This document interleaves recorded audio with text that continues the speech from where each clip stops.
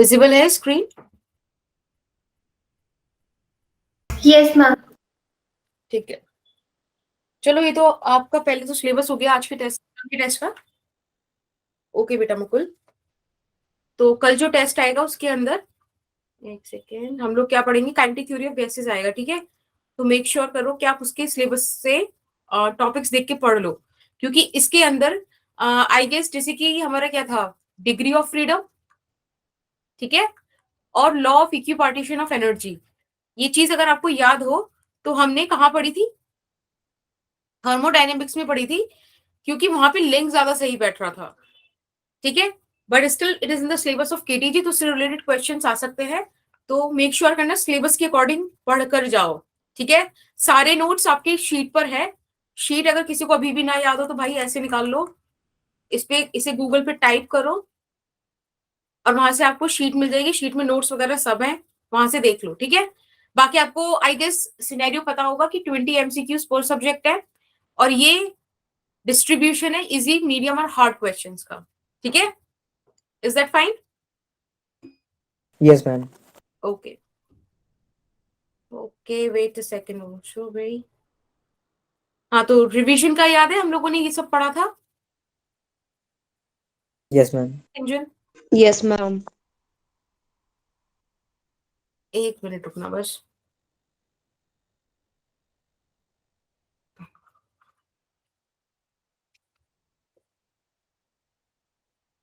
अभी मैं आपको एक क्वेश्चन देती हूँ, आप लोग उसे अपनी कॉपी में लिख लो और देन सॉल्व दिस, ठीक है।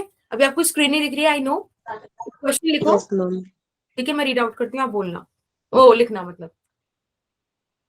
देखो, हमें सोर्स का टेम्परेचर दिया हुआ है, temperature of source is 227 degree centigrade, okay.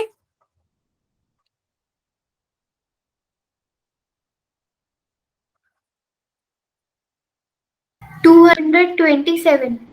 Yes बेटा, temperature of sink is 127 degree centigrade, लिख लिया? Yes ma'am. ओके, जो नेक्स्ट डेटा हमको दिया हुआ है वो दिया हुआ है कि heat absorbed from the source, heat absorbed from the source is 10 raise to the power 4 joule,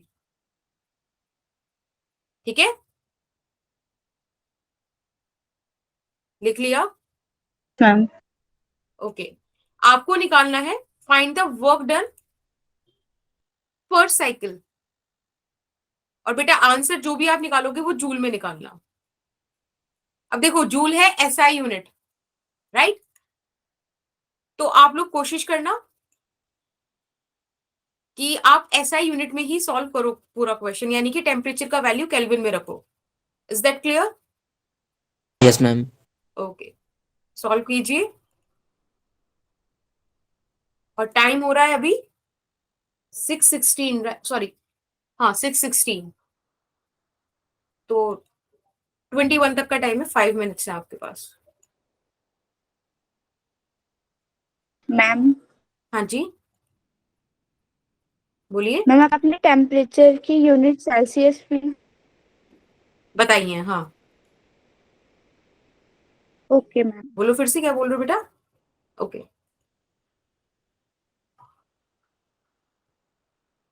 तो कभी को आपको क्वेश्चन विजिबल भी हो जाएगा।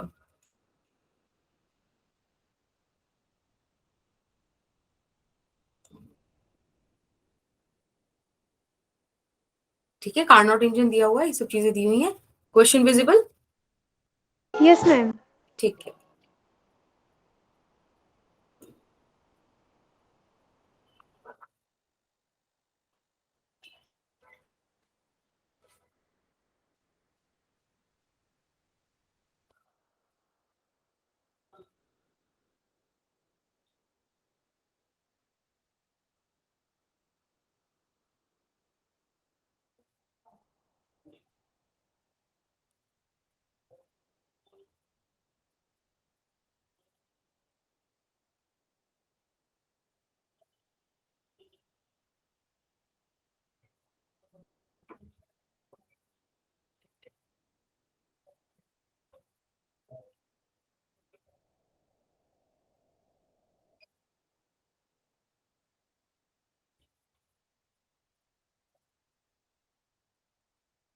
ओके तन्वी,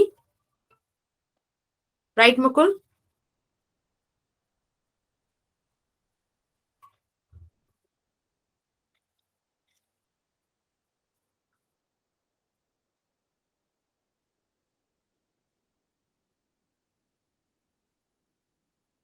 देखो सिंपल है, हम लोगों ने कार्नोट इंजन के लिए क्या पढ़ा था कि Q2 by Q1 is equals to T2 by T1, right? Ma'am. मैंने आपको बोला कि आपको टेम्परेचर्स किस में रखने हैं, केल्विन में। बात मैंने आपको कई बार बताई है कि हमको Yes, एब्सोल्यूट स्केल में रखना है, SI यूनिट में रखना है। चलो, T1 यानी कि temperature of source which is 227 degree centigrade. बेटा इसको आप केल्विन में चेंज करोगे तो 500 केल्विन आएगा। Yes, ma'am. Then T2 which is temperature of sink, it is 127 degree centigrade. इसको आप केल्विन में चेंज करोगे you will get 400 kelvin, right? चलो बढ़िया, यहाँ पे हम वैल्यूज पुट करते हैं। Q2 हमको चाहिए फिलहाल, and Q1 is what, 10 raised to the power 4। यहाँ पे बचा आपके पास 4/5। बेटा यहाँ से आप सॉल्व करोगे तो Q2 वुड बी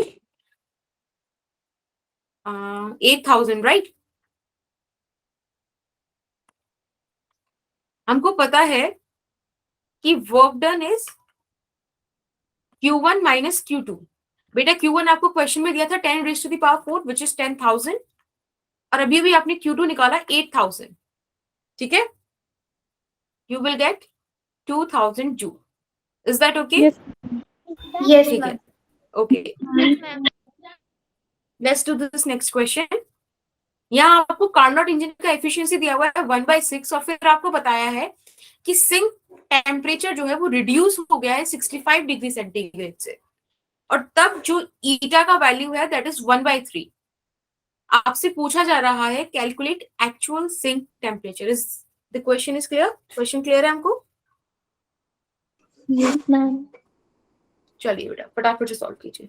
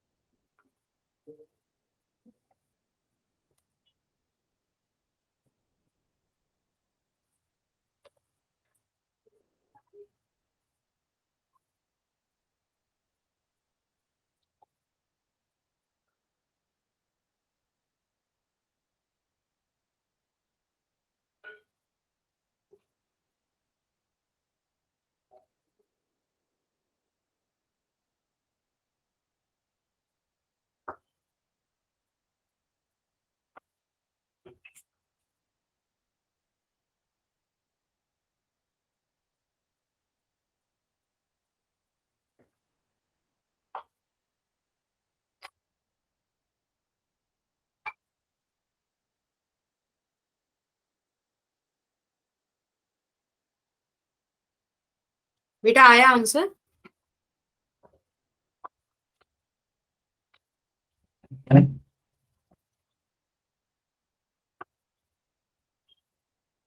मैं बताऊं? Yes, ma'am. बता दीजिए। ओके, एक बार काफी, तन्वी, संध्या, निशा बेटा आप ट्राई कर रहे हो? अंकिता? Yes, ma'am. ओके,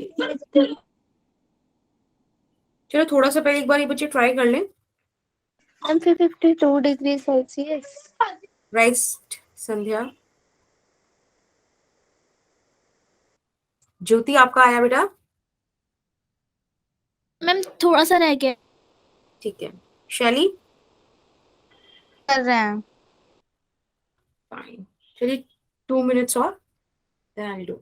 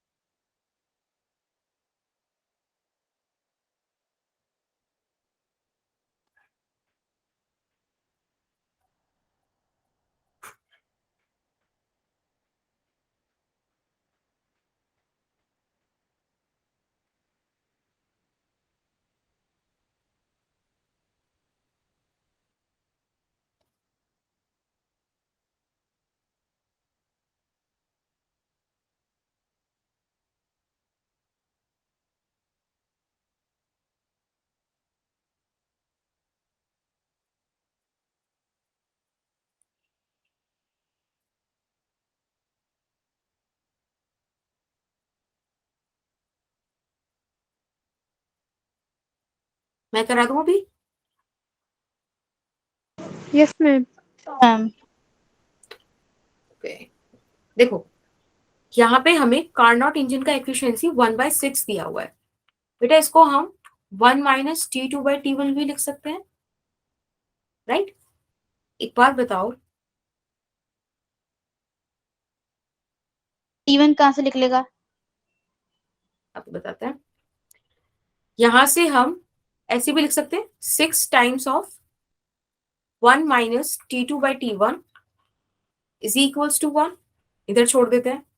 अभी दूसरी कंडीशन की बात करते हैं जहां पर हमको इसकी एफिशिएंसी 1/3 दी हुई है, ठीक है, और हमें बोला है कि टेम्परेचर सिंक का 65 कम हो गया है, लाइक दिस। बेटा यहां से भी हम ऐसे लिख सकते हैं ना, 3 times of this thing is equals to 1, right?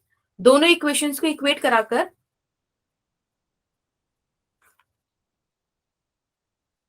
देखो,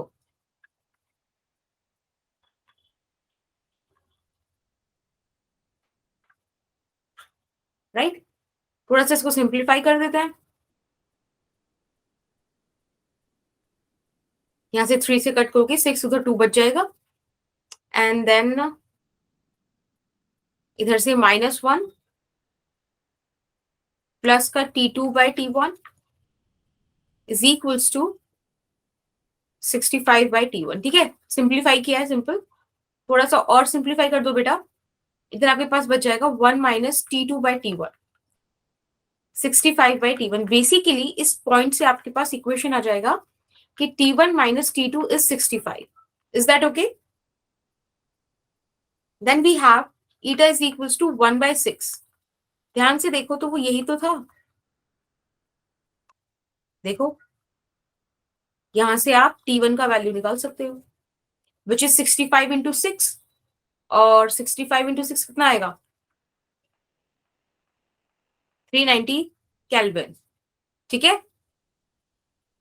यस, तो T1 आ गया 390 केल्विन। किसी को कोई इशू यहाँ तक? No, ma'am. Okay, T1 minus 65 is T2, तो बेटा यहां से आपके पास आ जाएगा 390 माइनस 65 विच मीन्स 325। बट हमको आंसर चाहिए किसमें? सेंटीग्रेड में।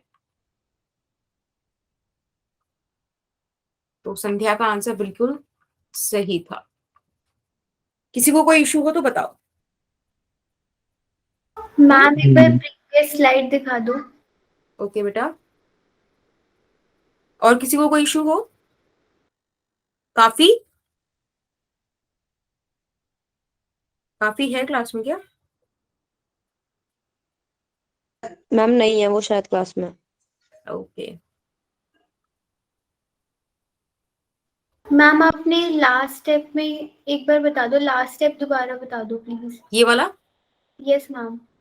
देखो, हमको स्टार्टिंग में दिया था ना एफिशिएंसी इज इक्वल्स टू 1/6, और एफिशिएंसी हमने क्या लिखी थी? 1/6 को 1 माइनस T2/T1।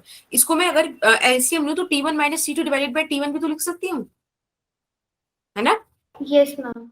देखो वैसे लिख दिया हमने, ठीक है? Okay ma'am.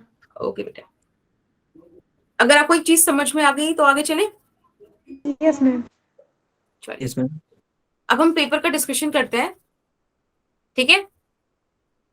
और अगर आपके पास पेपर नहीं है तो आप ये लिंक जो है सर्च कर लो गूगल पे। उसमें आपको फर्स्ट लिंक मिलेगा यूट्यूब प्लेलिस्ट का लिंक, और बेटा सेकंड लिंक जो है वो है ऑल पेपर वाला पीडीएफ करके, तो वहां पे आपको पीडीएफ मिल जाएगी 8 जनवरी की, ठीक है? उसको इंस्टॉल कर लीजिए, डाउनलोड कर लीजिए, ओके? ये Yes, सबके ma'am. पास है? Yes ma'am. ठीक है, तो let me open ma'am that. है। ओके, अगर किसी के पास नहीं है तो वहां से फटाफट से डाउनलोड कर लो, इतने में दूसरी ऐप में उसको खोलती हूँ, ठीक है?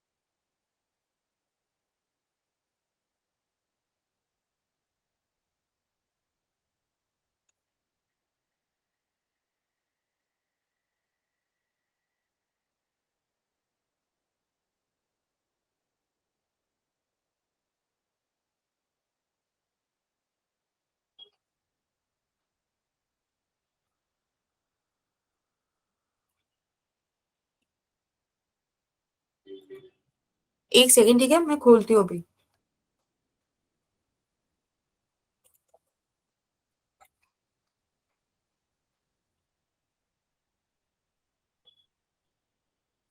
बाकी आप लोगों ने खोल लिया paper? Yes, ma'am. Yes ma'am. Okay, just wait a second.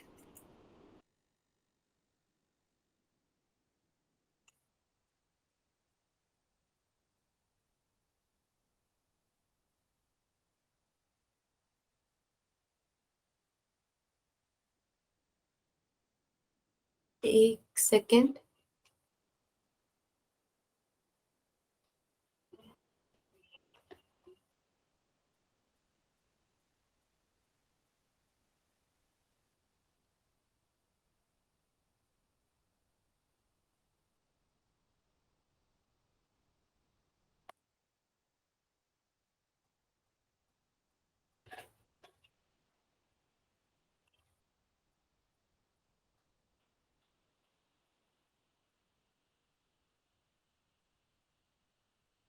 चलो मैं स्क्रीन शेयर करती हूँ, ठीक है।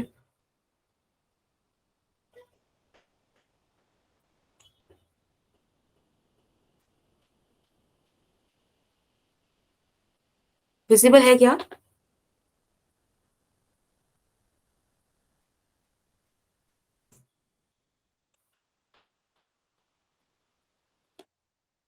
पेपर भी विजिबल है क्या?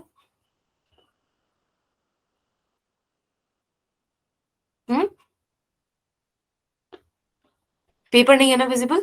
नो मैम, ब्लैंक स्क्रीन है। मैम ब्लैक स्क्रीन है पूरी। ओके, एक्चुअली मैंने ये नया थोड़ा सेटअप ट्राई किया था और मजा आ गया करने के बाद। एक सेकंड और कर दो।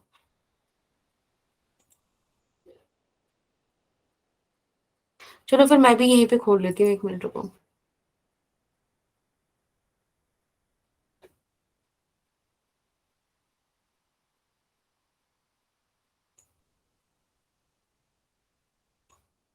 एक सेकंड, ठीक है।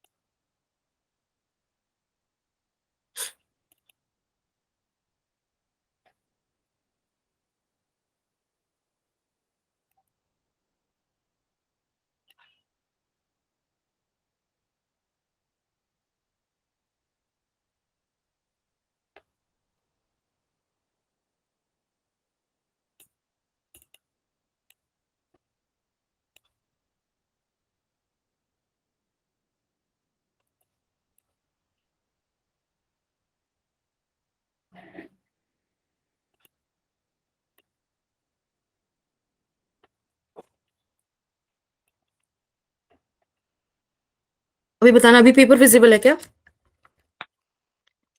संध्या वाला अगली। ओके। हम्म,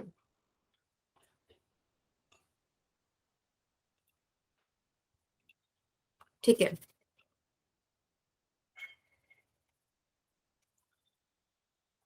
ओके, तो बताओ फर्स्ट क्वेश्चन का आंसर क्या लगाया था आपने? 0. ए। सेकंड बिल्कुल सही, ठीक है। Coefficient of transmission is 0। Good. और सेकंड इक्वेशन? डी। पी। बिल्कुल यूनिट्स ऑफ मेजरमेंट आएगा, ठीक है। What about the third one? D. समझ में नहीं आएगा। D. देखो आपको ध्यान रखना है कि वाटर एनोमली एक्सपेंशन या एबनॉर्मल बिहेवियर शो करता है, ठीक है। और कब करता है? 4 डिग्री सेंटीग्रेड पे उसका वॉल्यूम मिनिमम होता है ना। अगर आप वॉल्यूम के टर्म्स में बोल रहे हो तो 4 डिग्री सेंटीग्रेड पे मिनिमम वॉल्यूम है।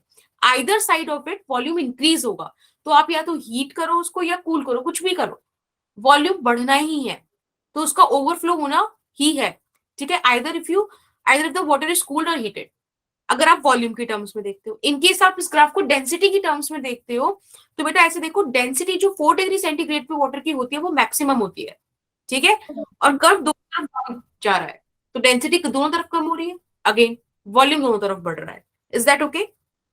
Yes, ma'am. Yes. ठीक है बेटा। What about this fourth question?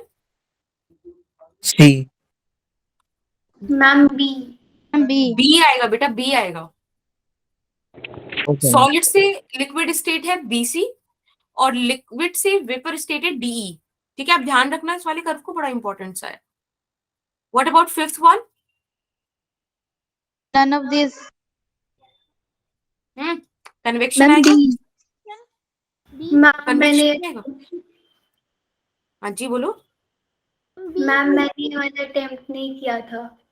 Okay चलो कोई नहीं, देखो अटेम्प्ट नहीं किया तो अच्छी बात, आपने नेगेटिव मार्किंग से बचा लिया। बट एक बात बताओ, कंडक्शन में क्या है? Molecular collision, right? ठीक है, कन्वेक्शन में चलो कन्वेक्शन में छोड़ते हैं। रेडिएशन क्या है? हीट का ट्रांसफर विदाउट एनी मीडियम, दोनों में ही gravity is not important. But when it comes to convection, वहां एक्चुअल मूवमेंट हो रहा है। बताया था ना मैंने, पहले वाला बच्चा उठ के बॉल लास्ट वाले को देकर आ रहा है, एक्चुअल मूवमेंट हो रहा है, उधर ग्रेविटी एक्ट कर रही है। Is that okay? ये और तो अगर हीट आप पे डिपेंड करेगा ना, हीट पे डिपेंड करेगा मतलब हीट देने पे तो एक्चुअल मूवमेंट होगा। बेटा ये 3 मोड्स ऑफ हीट ट्रांसफर थे, तरीके थे हीट ट्रांसफर करने के। हीट कैसे दे रहे हो उस बात से कैसे फर्क पड़ेगा? ये तो इन 3 तरीकों में हीट ट्रांसफर हो सकती है। एक बार कोई सिचुएशन डिपेंडेंट तो मानी जा सकती है ना? जैसे सन से अर्थ के बीच में मीडियम है ही नहीं, तो ना तो वो कंडक्शन कर सकता ना कन्वेक्शन कर सकता, रेडिएशन ही करेगा। Is that okay? Yes ma'am. Okay बाकी इसमें एक अच्छा है, अगर आपने इसका सोल्यूशन भी देखो, देखो वहां पे पीडीएफ में ना वहां पे इसका सोल्यूशन भी पड़ा हुआ है, तो काफी अच्छा एक्सप्लेन उन्होंने करा हुआ है इसको, तो एक बार पढ़ना उस आंसर को ना। कम टू 6, देखो 6 पॉइंट हमारा क्या सिंपल है, बताओ क्या आएगा इसका? सी। ए, हीट ट्रेवल थ्रू वैक्यूम, ए अभी तो बताया, रेडिएशन। मैंने हाँ। 7th का बोल दिया था। Okay what about 7th? हाँ चलो 7th क्या बोला तन्वी? सी। सी ओके सबका सी है ए। बेटा, इसका ए आंसर आएगा ब्लैक बोर्ड पेंट। अब मैं एक्सप्लेन करती हूँ। देखो ब्लैक होल एक ऐसा एस्ट्रोनॉमिकल ऑब्जेक्ट है जो खुद से कुछ भी ट्रांसमिट नहीं होने देता, कुछ भी एमिट नहीं करता है। आप हायर लेवल पे पढ़ोगे, अगर आप एस्ट्रोनॉमिकल फिजिक्स को लेकर चलते हो तो वो हॉकिंग रेडिएशन से एमिट करता है, बट काम की नहीं है फिलहाल इस स्टेज पे। ब्लैक होल कुछ भी एमिट नहीं करता, कुछ भी ट्रांसमिट नहीं करता, सब कुछ एब्जॉर्ब कर लेता है। तो ब्लैक होल तो ब्लैक बॉडी वाला कॉन्सेप्ट ही नहीं है। आपको पता है ब्लैक बॉडी क्या है? जो एमिशन करती है ना, खुद से एमिशन करती है, उसका एब्जॉर्प्टिव पावर 1 है ना, एब्जॉर्प्टिविटी 1 है, लेकिन यहाँ पे एमिसिविटी भी तो होती है उसकी, भले ही 1 ना हो बट मैक्सिमम एमिसिविटी करता है ना वो। हमने सेकंड स्टेटमेंट पढ़ा था ब्लैक बॉडी का यही, ठीक है। Yes, तो ब्लैक ma'am. होल्स किसी भी तरीके का एमिशन नहीं करते, इसलिए ब्लैक होल्स नहीं है black body. Green leaves, red roses, ये सब भी एमिशन कर रहे होंगे, बट उतना नहीं कर रहे होंगे जितना ब्लैक बोर्ड पेंट करेगा। और वो इसलिए करेगा क्योंकि ब्लैक बोर्ड पेंट का एब्जॉर्प्टिव नेचर ज्यादा है, ज्यादा एब्जॉर्ब करेगा तो ज्यादा एमिट करेगा, इसलिए ज्यादा क्लोज होगा किसके? ब्लैक बॉडी के। Is that okay? Yes, मैम। Yes, ma'am. I guess 8th question किसी का गलत नहीं हुआ होगा। No ma'am. Ma'am, A. Good. A जिसका लैम्डा मैक्सिमम ज्यादा उसका कॉरेस्पॉन्डिंग टेम्परेचर कम। Now let's come to the 9th question. मुझे लगता है 9th क्वेश्चन भी गलत नहीं होना चाहिए।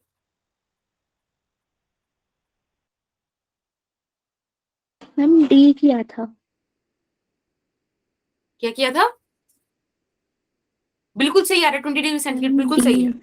देखो इसमें कौन सा वाला गन था, मैंने आपको कई बार बताया था ना कि reading minus ice point divided by steam point minus ice point is constant for every scale. दुनिया का कोई भी स्केल हो, फॉल्टेड ही क्यों ना हो। Is that true? यूज किया आपने उस चीज Yes, को? ma'am. बताओ बेटा। Yes, ma'am. ओके 10th वाला क्वेश्चन फॉर टाइम बीइंग हम स्किप कर रहे हैं, एक साथ पीपीटी पे बताऊंगी, ठीक है? फिलहाल पढ़ लो, इसलिए मैंने आप लोगों को बोला है कि क्वेश्चन की पीडीएफ डाउनलोड कर लो, सी ठीक है? जो भी है आप रखो, अभी हम एक बार डिस्कशन कर लें इसका, फिर बात करेंगे इस बारे में। What about 11th? मैम इसका ए आंसर है। ठीक है, आंसर तो A। मुझे याद नहीं है, बट मुझे लगता है कि ऐसे हमने कई क्वेश्चन क्लास में करे थे, तो ट्रबल नहीं किया होगा इस क्वेश्चन है ना, न्यूटन्स लॉ ऑफ कूलिंग का था, Yes, ma'am. ठीक है? What about 12th? ये भी इजी है। मैम इसका मैंने ए लगाया था। हाँ, यस मैम A। क्योंकि इसमें क्या लगेगा, λ1 t1 is equals to λ2 t2, है ना? वीन्स डिस्प्लेसमेंट लॉ याद है? काफी अच्छे से हमने Yes, एक्सप्लेन ma'am. किया था, काफी। हाँ, तो क्लियर होगा, चलो बढ़िया। ये 13th क्वेश्चन भी छोड़ दो, 10th क्वेश्चन के साथ इसको कवर करेंगे, ठीक है? पर ध्यान रखना 10 और 13 हमने फिलहाल के लिए स्किप करे हैं। What about 14th? Ma'am B। B, बिल्कुल। किसी को कोई इशू है 14th क्वेश्चन में कि बी कैसे होगा? समझा दो। देखो, यूजुअली बच्चे सोचते हैं सरफेस एरिया बराबर मतलब रेट ऑफ कूलिंग बराबर, बट ऐसा नहीं है। अगर आप ध्यान से देखो तो यहां पर अगर सरफेस एरिया बराबर है तो उस रिलेशन से आप आर यानी कि रेडियस ऑफ द स्फीयर और ए साइड ऑफ द क्यूब के बीच रिलेशन एस्टैब्लिश कर सकते हो ना? 4πr² is equal to 6a²। जब भी आप ऐसा कैलकुलेट करोगे तो आपको पता चलेगा कि साइड ऑफ क्यूब, ध्यान से सुनना, side of cube is smaller than the radius of the sphere. अगर रेडियस ज्यादा है तो वॉल्यूम ज्यादा होगा ना क्यूब का? Yes ma'am. Yes ma'am. तो volume of the cube is sorry volume of the sphere is greater than the volume of cube, hence rate of the cooling down of cube is greater, ठीक है? ज्यादा हो जाएगा rate inversely proportional है volume के, याद रखिएगा आप ये चीज। तो जितना ज्यादा वॉल्यूम होगा उतना ज्यादा टाइम लगेगा ना उसको कूल डाउन होने में। Yes ma'am. चलिए, what about the 15th one? 15th one भी इजी है। अगर आपने फॉर्मूला क्लास में तमीज से पढ़ा है तो मुझे नहीं लगता इस क्वेश्चन में आपको थोड़ा बहुत भी तकलीफ दी होगी। बताओ। D। मैम बिल्कुल। D। Yes ma'am D। इसमें कौन सा फॉर्मूला लगता है? इसमें अमाउंट ऑफ हीट सेम बोला है, amount of heat transfer is same, यानी कि याद है कौन सा फॉर्मूला का? Q is equals to KA change in temperature into T divided by L। तो आप K इक्विवेलेंट निकालोगे पैरेलल केस में, K इक्विवेलेंट निकालोगे सीरीज केस में, और सबकी कंडीशन के हिसाब से बराबर रख दोगे। जैसे कि पैरेलल वाले केस में एरिया 2A होगा, बट सीरीज वाले केस में लेंथ 2L होगी, है ना? उस हिसाब से वैल्यूज पुट कर देंगे तो T का वैल्यू बिल्कुल 48 सेकंड आएगी। Very good. 16th ने भी दिक्कत नहीं दी होगी? Ma'am B। बिल्कुल बी होगा। आप इसको चाहे वॉल्यूम के बेसिस पे निकालना चाहो तो उस पे निकाल लो, डेंसिटी का आपको फॉर्मूला बताया था क्लास में, आप उस पे भी निकाल सकते थे, ठीक है? याद है वॉल्यूम एक्सपेंशन और उसकी कॉरेस्पॉन्डिंग चेंज इन डेंसिटी बताया था आपको?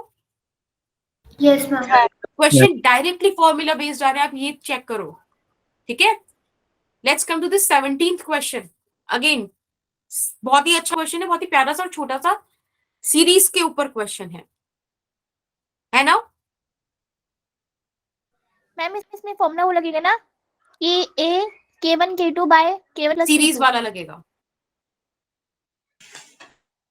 Ma'am A। सीरीज वाला थोड़ा वियर्ड सा था फॉर्मूला, तो मुझे SHD expression, bye K1 plus K2।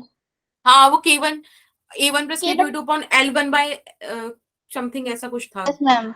है ना? L1 by A1 if I am not wrong. जिसमें खाली इनकी इधर रखी थी उसका शायद वही था, ऊपर मल्टीप्लिकेशन था नीचे एडिशन था। हाँ आई गेस यस ठीक है, मतलब बेसिकली सीरीज वाला कॉम्बिनेशन लग जाएगा, कोई दिक्कत नहीं ना? हमने सीरीज पैरेलल अच्छे से किया था, मैंने आपको फॉर्मूला शीट बनाने बोला था, तो आई गेस आपने बना रखा होगा, तो भी आप देख के पढ़ के सुना सकते हो। बनाई है फॉर्मूला शीट की नहीं? बनाई है। एक दिन मैं तुमसे सबूत मांगूंगी, सही बता रही हूँ, फोटो खींच के भेजना फॉर्मूला शीट के।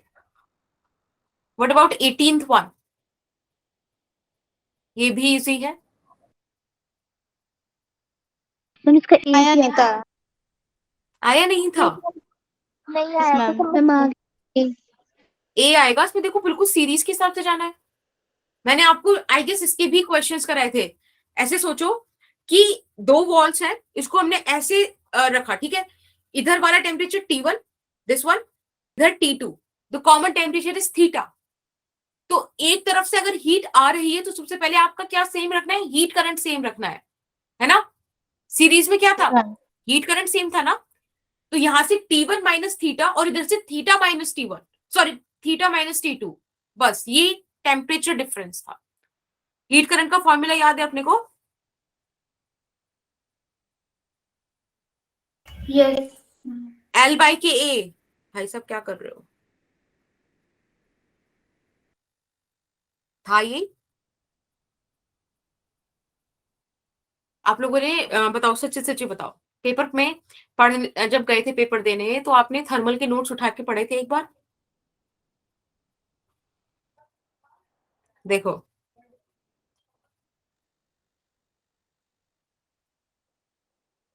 दिख रही है स्क्रीन क्या? Ma'am no ma'am. एक second,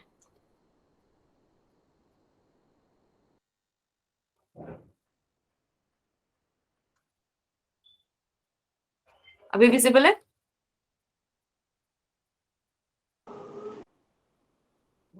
yes ma'am. Yes ma'am. Yes ma'am. ठीक है। इसमें थर्मल के नोट्स है ना, ये रहे।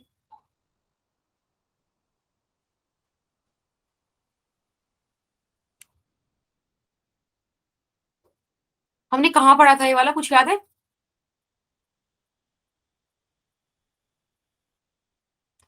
फोर में था, फाइव में था, सिक्स में था, कहाँ था?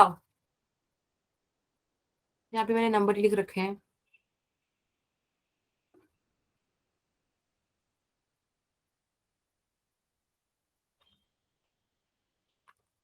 चलो अभी मेरे को तो टाइम लग रहा है नोट्स खोलने में, पर तुम लोग एक बार खोल के देखना भाई। ये वाली चीज मैंने अच्छे से पढ़ाई थी, ऐसे तो मत ही करो। हम्म कल को मुझे लगा कि इसमें 13th ये वाले क्वेश्चन जो थे, अभी मैंने 10 और 13 जो स्किप कराए हैं, कि वो दो क्वेश्चन ऐसे थे कि जो हाँ हम लोगों के मतलब डायरेक्ट इस बात पे बात नहीं हुई, वरना है तो वही पढ़ाया हुआ, लीनियर एक्सपेंशन का एक एप्लीकेशन है, बट डायरेक्ट बात नहीं हुई थी इस वाले पे। चलो देख लेंगे इस वाले क्वेश्चन को जो पढ़ाएंगे अभी। 19th क्वेश्चन बताओ, इसने तकलीफ दी, इसके जैसा भी क्वेश्चन क्लास में हुआ था। No ma'am. क्लियर था ज्योति? आ गया था आंसर? Yes ma'am. ठीक है। बाकी अगर किसी को इश्यू आया है तो ध्यान से देखो, इसमें कैलोरीमेट्री की बात हो रही है ना, यानी कि यहाँ पर एक बॉडी होगी जो हायर टेम्परेचर पर होगी, एक बॉडी होगी जो लोअर टेम्परेचर पर होगी। ठीक है, जो हायर टेम्परेचर पर बॉडी है बेटा, वो मिक्सचर में आने के लिए, कॉमन टेम्परेचर पे आने के लिए टेम्परेचर लूज करेगी ना, हीट लॉस करेगी ना। Yes ma'am. तो हम क्या लिखेंगे, heat loss is equals to heat gain. Heat gain. अब ध्यान रहे कि इस बार जो गेन हुआ है वो दो बॉडीज ने किया है, एक वाटर ने और एक कॉपर ने। ये कॉपर कैलोरीमीटर क्या है, एक कंटेनर जहाँ पे सारा प्रोसेस हो रहा है, ऐसे फिलहाल कंसीडर कर लो। अगर कोई वर्ड बहुत ज्यादा ट्रबल कर रहा है तो हटा दो उससे, कैलोरीमीटर कंटेनर समझ लो। तो दो चीजें हैं यहाँ पर, वाटर और कॉपर, ये दोनों एक्सपेंड करेंगे टेम्परेचर वाइज, राइट? दोनों का टेम्परेचर बढ़ेगा। मैम। समझ में आया हमको? ठीक है। Yes ma'am. अब देखो उसमें आपको इस मास दे रखा है मेटल का, आपको चेंज इन टेम्परेचर दिया हुआ है मेटल का, 150 डिग्री सेंटीग्रेड इनिशियल टेम्परेचर है और 40 डिग्री सेंटीग्रेड उसका फाइनल टेम्परेचर है। तो यहां से आप चेंज इन टेम्परेचर निकाल सकते हो, स्पेसिफिक हीट ऑफ मेटल आपको चाहिए रहेगी इधर। Is that okay? Yes ma'am. ठीक है। अब ध्यान से देखना, हमारा क्या फॉर्मूला था हीट लॉस का, Q is equals to MC into change in temperature. आपके पास M है, चेंज इन टेम्परेचर है। लेफ्ट हैंड साइड सिर्फ आपके पास स्पेसिफिक हीट ऑफ मेटल नहीं है जो हमको फाइंड आउट करना है। लेफ्ट हैंड साइड सॉर्टेड है? Yes ma'am. Ma'am. Right hand side की बात करते हैं। राइट हैंड साइड अगर आप देखोगे तो सिस्टम है दो बॉडीज का, वाटर और कॉपर। दोनों का टेम्परेचर इनिशियल 27 डिग्री सेंटीग्रेड है और टेम्परेचर बढ़ के जो फाइनल टेम्परेचर हुआ है वो 40 डिग्री सेंटीग्रेड है। तो दोनों का ही चेंज इन टेम्परेचर कितना हुआ, 13 degree centigrade, which is fixed. अब हमें मास की बात करनी है, तो ध्यान से देखो, आपको वॉल्यूम ऑफ वाटर दिया हुआ है 150 सीसी, 150 सेंटीमीटर क्यूब। वॉल्यूम आपके पास है, डेंसिटी ऑफ वाटर आपको पता है 1 ग्राम पर सेंटीमीटर क्यूब होती है, किसमें, सेंटीमीटर क्यूब वाली यूनिट में। तो यहां से आपके पास मास आ गया वाटर का 150 gram. Is that okay? Yes, Yes, ma'am. ma'am. अब बात आती है स्पेसिफिक हीट ऑफ वाटर की, तो वो तो हमको पता है क्या होती है specific heat of water for in 1 gram, sorry 1.82 4.82 होती है बेटा, 4.218 होती है जूल में, है ना? Yes, ma'am. उसका ऐसा यूनिट क्या होता है कैलोरी में? मैंने आपको एक क्वेश्चन कराया था वाटर इक्विवेलेंट का, होता है 1 आएगा, है ना? Yes, ma'am. वाटर इक्विवेलेंट का एक क्वेश्चन कराया था बेटा, एक बार प्लीज नोट्स पढ़ो, ऐसे मत करो, अच्छे क्वेश्चंस कराए जाते हैं आपको क्लास में। चलो, तो ऐसा यूनिट क्या थी? 1, सॉरी सीजीएस यूनिट में specific heat of water is 1, रख दे साइड में। Yes, अब ma'am. हमारे पास एक वर्ड जो हमको ट्रबल दे रहा है वो है water equivalent. What is water equivalent? कोई बॉडी कितना हीट अप कर रही है, अगर वही बॉडी अगर कोई वाटर है उतने हीट अब्जॉर्ब करता है तो हम कहते हैं उसका वाटर इक्विवेलेंट इतना है। बिल्कुल, जो शैली ने बोला है उसके कहने का मतलब ये है कि अगर अपने पास 2 ग्राम एल्यूमिनियम है, उसका टेम्परेचर आप 10 डिग्री कम कर दो तो वो 100 जूल एनर्जी रिलीज करता है। समझ में आया? 2 ग्राम एल्यूमिनियम, आप उसका टेम्परेचर 10 डिग्री कम कर दो तो वो 100 जूल एनर्जी को क्या करता है? रिलीज करता है। तो बताओ इतना मतलब कितना वाटर लें कि उतने अमाउंट का, सपोज आपने 2 लीटर 3 लीटर कितना भी लिया, उस अमाउंट का अगर हम 10 डिग्री सेंटीग्रेड टेम्परेचर कम करें तो वो भी 100 जूल एनर्जी दे। तो 100 जूल एनर्जी क्या था? आउटपुट। जो हम काम कर रहे हैं वो क्या कर रहे हैं? टेम्परेचर 10 डिग्री से कम करने का। तो काम सेम, आउटपुट सेम, यानी कि दोनों बॉडीज जो है वो सेम काम कर रही है ना, एक दूसरे की इक्विवेलेंट है ना, तो ये होता है water equivalent. Is that okay? Yes ma'am. Yes, ma'am. ठीक है, तो यानी कि यहां से आप 0.025 kg जो है ये बेसिकली आपको मास ऑफ कॉपर दिया हुआ है जो आप रख सकते हो। ठीक है ये वाटर इक्विवेलेंट, तो आप यहाँ पे मतलब सब चीजें आप वाटर की रख सकते हो। अब आपको स्पेसिफिक हीट कॉपर की लिखने की जरूरत नहीं है, आप स्पेसिफिक हीट वाटर की ही रख सकते हो क्योंकि आपको वाटर इक्विवेलेंट दिया है। ये दिया ही इसलिए जाता है ताकि क्वेश्चन इजीली सॉल्व हो जाए। Is that okay? Yes, ma'am. तो अब आप ध्यान से देखो, आपके पास लेफ्ट राइट हैंड साइड भी सब कुछ आ गया है। मास ऑफ कॉपर है, मास ऑफ वाटर है, specific heat capacity of water है और चेंज इन टेम्परेचर है। राइट हैंड साइड आपके पास पूरी है, लेफ्ट हैंड साइड सिर्फ स्पेसिफिक हीट ऑफ मेटल नहीं था। Is that okay? Yes ma'am. Yes. Yes, ma'am. चलिए अब फटाफट से हम बात कर लेते हैं उन 2 क्वेश्चंस की, एक बायमेटालिक स्ट्रिप और एक पेंडुलम वाले की। ठीक है,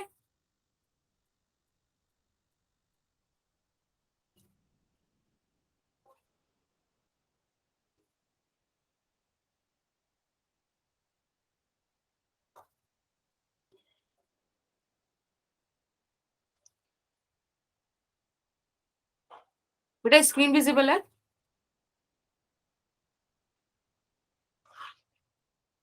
Yes, ma'am. ठीक है, देखो बायमेटालिक, बाय का मतलब क्या होता है? 2। Double.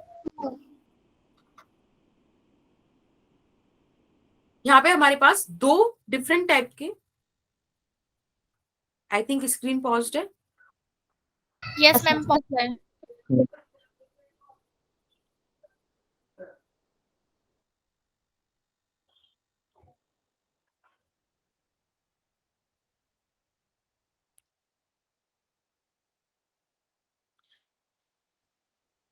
चलो आई गेस 1 मिनट, आ गई है ना, आ गई राइट, आ गई ना? Yes, Yes. ma'am. ठीक है, हम ये मान लेते हैं कि जो कोफिशिएंट ऑफ लीनियर एक्सपेंशन है वो व्हाइट वाली रॉड का अल्फा 2 है और ब्लू येलो वाली रॉड का अल्फा 1 है। ठीक है बेटा, आपके पास थोड़ा सा टाइम हो रहा है इस क्लास के बाद।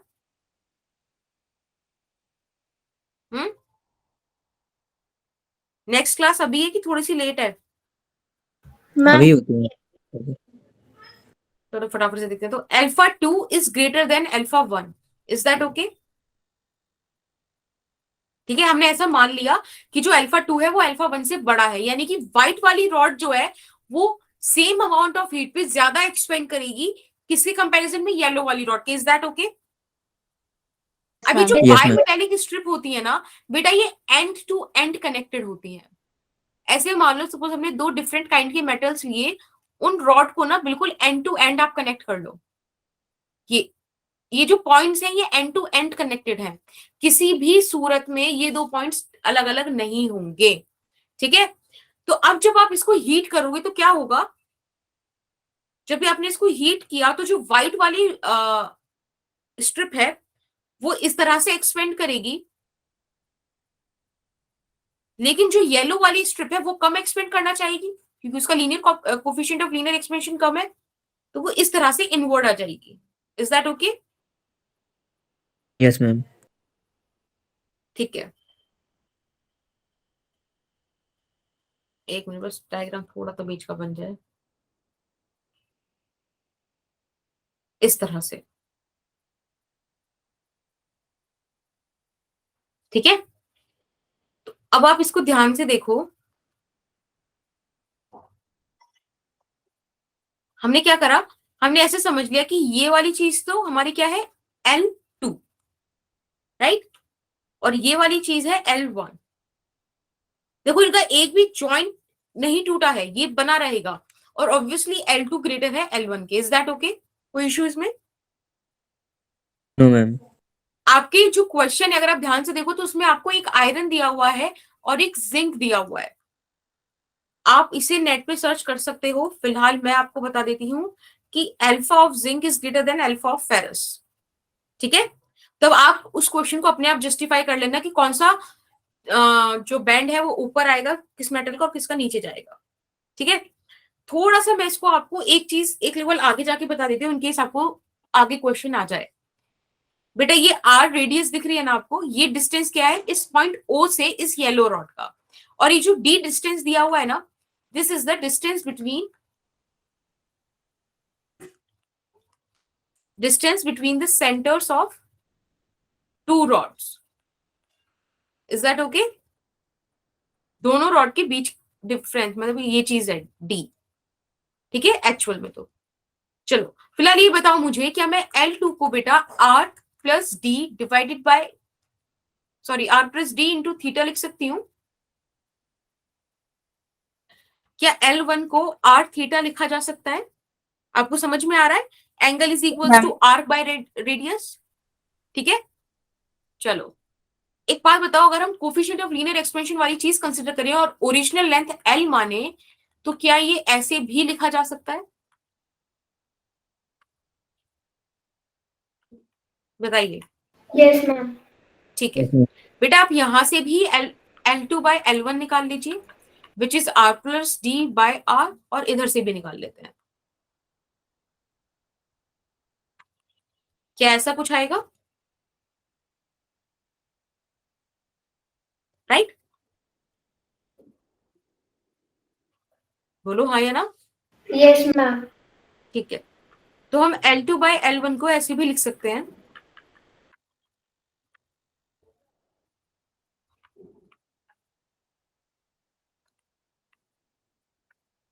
राइट। आज से आप एक चीज ध्यान रखोगे, अगर आपके पास 1 plus X raise to the power n इस तरीके का कोई एक्सप्रेशन है और वहां x बहुत छोटा है 1 से, तो आप इस एक्सप्रेशन को अप्रोक्सीमेट करके 1 प्लस एन एक्स भी लिख सकते हो, ठीक है। Yes ma'am. अब यहाँ पर देखो, ये जो अल्फा है, ये अल्फा बहुत छोटे होते हैं, 10 की पावर -5 इस ऑर्डर में होते हैं, तो ये जो पूरी टर्म है ये काफी छोटी जाएगी। तो यहाँ पर हम ये वाली कंडीशन लगा सकते हैं। अगर हम इसको लगाएं तो बेटा हमारे पास ये एक्सप्रेशन कुछ इस तरह से लिखी हुई आ जाएगी, राइट। इसकी क्रॉस मल्टीप्लाई करा देते हैं, सॉरी क्रॉस मल्टीप्लाई कह रही हूँ, मल्टीप्लाई करा देते हैं,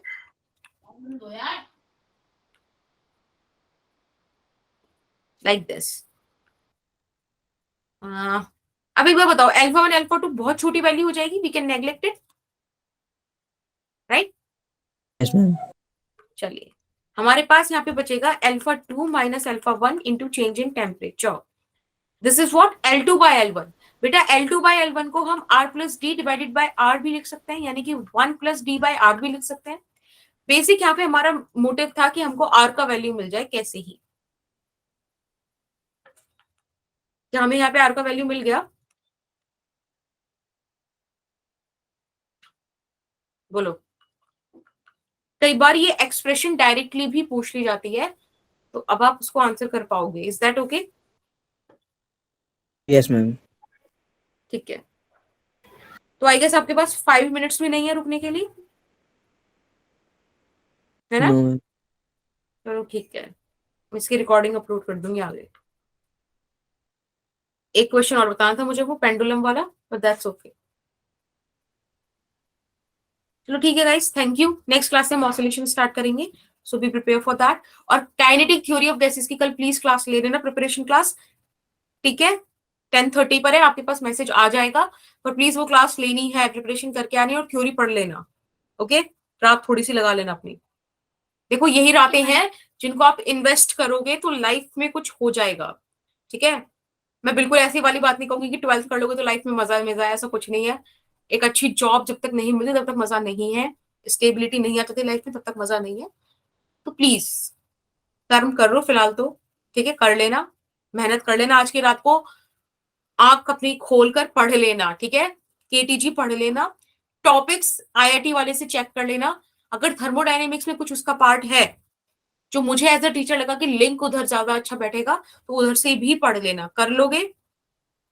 प्रॉमिस? मैम आई वॉन्ट कि आप लोगों का नाम बोला जाए, ठीक है? तो make sure you can. Bye, take care and all the best.